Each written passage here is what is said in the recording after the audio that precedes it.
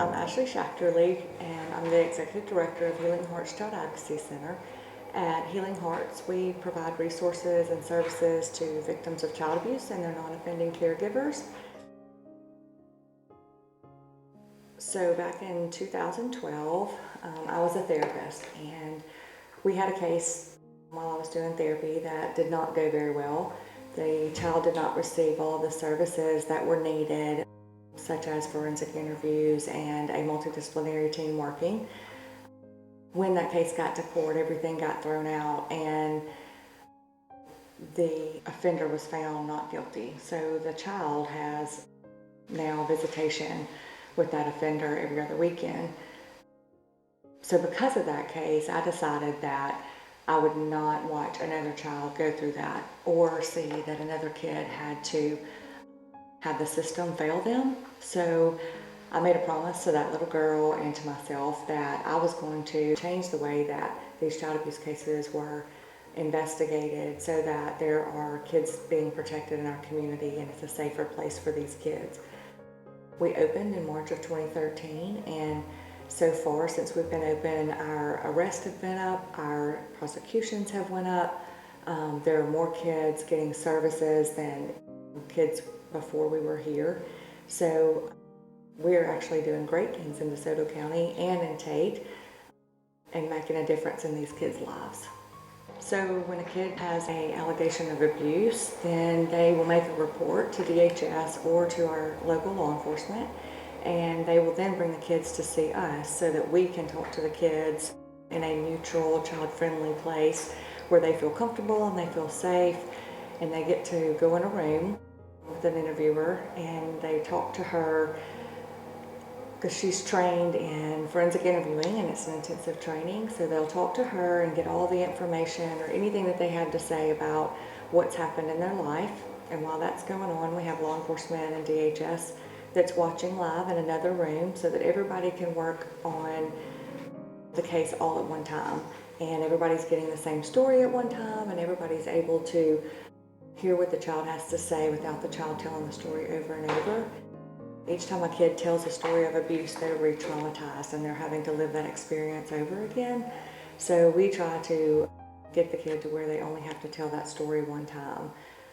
We also work with the multidisciplinary team, which we coordinate, and that consists of law enforcement, DHS, the district attorney's office, medical professionals from the Bonner Children's Hospital, mental health professionals, youth court prosecutors, and sometimes the FBI, and we review all the child abuse cases that come through our CAC so that all of the child's cases are getting the attention that they deserve, and they're able to have more than one person actually looking at the case. And with that team, they're able to all work together, which makes it a more collaborative investigation, which increases our arrest and it also increases our prosecutions. We also do mental health therapy, which is a big part of what we do here because the kids' child abuse causes lifelong consequences, and we want the kids to become survivors rather than victims. So we have a mental health therapist that's on staff, and she does therapy with the kids and helps them work through the trauma and all the changes that they're going through in their life and the things that have happened to them so that they can go on to be happy and healthy and grow up to be happy adults rather than being defined as a victim of child abuse. We also do community education, and part of that is we go out into the community and we teach people about what is mandatory reporting, what does that mean, what do sex offenders do, how do you look for the signs and symptoms, and if you see something like that, what do you do next? For child abuse, 1 in 4 girls and 1 in 6 boys will be the victim of child abuse before the age of 18, and only 1 out of 10 children will tell that they're being abused. So it's important for adults and others to be educated about what is going on with the kids, the signs and symptoms, and the things that others need to be looking for so that they can help these kids and make reports and do the things that they need to do so these children are protected. At Healing Hearts, we see kids that are ages 2 years, 8 months up to 17. We did 226 interviews last year, so we provided resources to 226 children and their non-offending caregivers. And my most favorite part of the whole process is every child that comes through here gets to go to a room that we call the button room. And in there we have a wishing machine, and each child gets to pick out a button and they get to make a wish and put it in the wishing machine.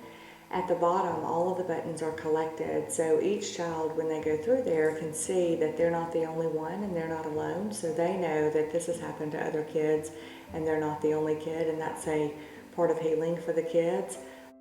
They seem to like that, and that seems to be one of their favorite parts of coming through here. So I love the button room. We were looking for something to put some kind of happiness in these kids' lives before they leave, and the button room seems to do that for us.